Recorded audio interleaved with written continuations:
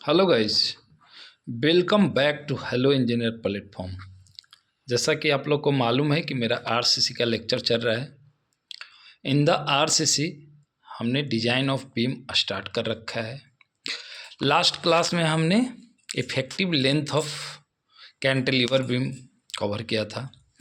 आज मेरा हेडिंग देख के आप लोग समझ गए होंगे कि effective length of continuous beam लिख के रखा हूँ। तो आज मैं कंटिन्यूस बीम का इफेक्टिव लेंथ कवर करूँगा। ओके, मेरा एक रिक्वेस्ट है कि अगर कोई न्यू स्टूडेंट इस वीडियो को देख पा रहे हैं तो जाकर मेरा चैनल सब्सक्राइब कर ले, बेल आइकन दबा लें, ताकि जब मैं नेक्स्ट वीडियो डालूं तो आप लोग का मोबाइल में नोटिफिकेशन जा सके। ओके फ्रेंड, आज हम स्टार्ट करेंगे। अभी हम स्टार्ट करेंगे अपना effective length of continuous beam. Yes, आइए क्या है। The effective length of continuous beam is defined as the length between point of zero bending moment. मैंने बता रखा है point of zero bending moment क्या होता है, जहाँ पे हमारा जो है बेंडिंग मोमेंट साइन चेंज करता है, पॉजिटिव से नेगेटिव में जाता है, पहले मैं बता रखा हूँ। और इन्फ्लेक्शन पॉइंट, दोनों चीज़ एक ही हैं along with beam span. Okay, इसमें डिफिनेशन में कोई बड़ा चीज़ है नहीं है, सब पहले पढ़ा रखा हूँ। अब मैं आपको ये फिगर में बताता हूँ कि point of bending, zero bending moment कहाँ पे होता है। जीरो बेंडिंग मोमेंट इस पे होगा, यहाँ और यहाँ पे होगा फ्रेंड। जहाँ पे जो है अपना बेंडिंग मोमेंट जो है साइन चेंज करता है, तो यहाँ पे चेंज करेगा, फिर यहाँ पे, फिर यहाँ पे, फिर यहाँ पे, ऐसे ऐसे होगा।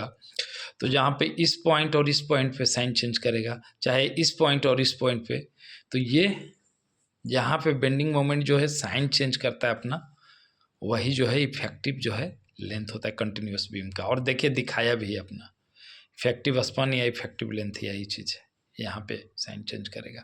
और ये क्लियर स्पन है एलसी, और ये इफेक्टिव लेंथ है, कॉलम है, ये सब। तो अब ये सब इसलिए ज़्यादा नहीं दर्शाया फ्रेम कि चूँकि पहले से ही हम बता रखा है क्या बोलते हैं, सिंपली सपोर्टेड कैंटिलीवर, तो इसमें बस सिर्फ जो दिखाने का चीज़ था वही दिखाया हूँ कंटिन्यूस बीम में। ओके, अब आइए इसका हम लोग देख लेते हैं कंडीशन क्या है। तो अभी बोला है कि effective length equal to minimum of किसका किसका। जैसे सिंपली सपोर्टेड में हमने जो ये फार्मूला जो किया था, आपको याद होगा कि L C plus depth D, पता है ना, इफेक्टिव डेप्थ ऑफ बीम, यहाँ तक लोकेशन ऑफ सरिया रेनफोर्समेंट। तो ये सिंपली सपोर्टेड वाला है condition friend. B1/2 plus LC plus B2/2 मैंने बता रखा है कि इसका आधा और इसका आधा, ये सब बता रखा हूँ, आधा ये आधा ये, और ये दोनों में जो मिनिमम होगा वो होगा। बट यहाँ पे तो सिंपली सपोर्टेड है नहीं, यहाँ पे कंटिन्यूस बीम है, तो कंटिन्यूस बीम है, फिर आ जाएगा, फिर आ जाएगा, मतलब मोर देन 2 सपोर्ट्स है। तो इसका एक कंडीशन दे दिया है कि क्या है condition, therefore B1 and B2 less than क्या होना चाहिए, LC/12। ये LC एक क्लियर स्पन, मान लिए कि क्लियर स्पन हमारा 500 है, तो इसको 12 से डिवाइड करेंगे, तो जो वैल्यू आएगा B1 और B2 का वैल्यू जो है उसी के बीच में लाइज करना चाहिए, उससे ज़्यादा नहीं होना चाहिए। एक कंडीशन एक्स्ट्रा जोड़ दिया कंटिन्यूस बीम में। अगर सिंपली सपोर्टेड वाला है तो यही फार्मूला है, आपको याद है। और एक चीज़ और है कि B ग्रेटर देन LC/12 और 600। यस, B का जो वैल्यू होगा 600 से ज़्यादा या फिर LC/12 से ज़्यादा। मान लिए LC को डिवाइड किए 12 से, जितना आया उससे थोड़ा ज़्यादा ही हमारा B का वैल्यू होना चाहिए।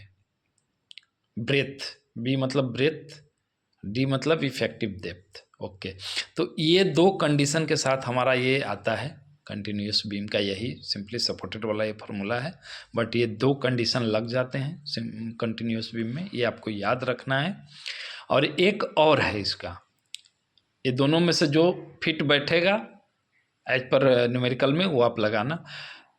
L effective equal to minimum of क्या है, LC प्लस D/2। ये आपने जो है उसमें कैंटिलीवर वाला में ये पढ़ा होगा। क्यों ये आया फ्रेंड, मान ली कि कहीं कहीं कंटिन्यूस बीम है तो कहीं कहीं ये सपोर्ट नहीं है। मान लिए कि हमारा कुछ ऐसा स्ट्रक्चर हुआ कि यहाँ पे हमारा जो है लास्ट सपोर्ट है और इधर कंटिन्यूस है, ये ओवर हैंग वाला पोर्शन आ गया। तो ओवर हैंग वाला पोर्शन आ गया फ्रेंड, तो फिर यहाँ पे ये कंटिन्यू, ये सिंपली सपोर्टेड वाला जो फार्मूला ये नहीं लगेगा, ये वाला लगेगा। इसलिए ये मतलब दो फार्मूला है इसका, L C by D by two और L C by B by two. दोनों में जो मिनिमम होगा हम दोनों से निकाल के देख लेंगे। मान लिए कि एक कंटिन्यूस बीम है, ये वाला सपोर्ट नहीं होता तो ये इतना दूर ओवरहैंग हो जाता ना फ्रेंड। तो ओवरहैंग पोर्शन में हम देख लेंगे कि बी बाई टू करके एल सी जोड़ते हैं, फिर डी बाई टू करके एल सी जोड़ेंगे, इसका डेप्थ दोनों में जो मिनिमम होगा वो हमारा इफेक्टिव लेंथ हो जाएगा। अब मुझे लगता है कि मैं अच्छे से समझा पाया हूँ इसको, आप लोग भी अच्छे से समझ गए होंगे। कुछ नहीं, ये दोनों combination of simply supported beam as well as cantilever beam का है कंटिन्यूस बीम। इसमें एक्स्ट्रा एक बस ये याद रखने की बात है, ये कंडीशन जो ये दो दिया है बस, बाकी ये दोनों फार्मूला तो आप अवेयर हो।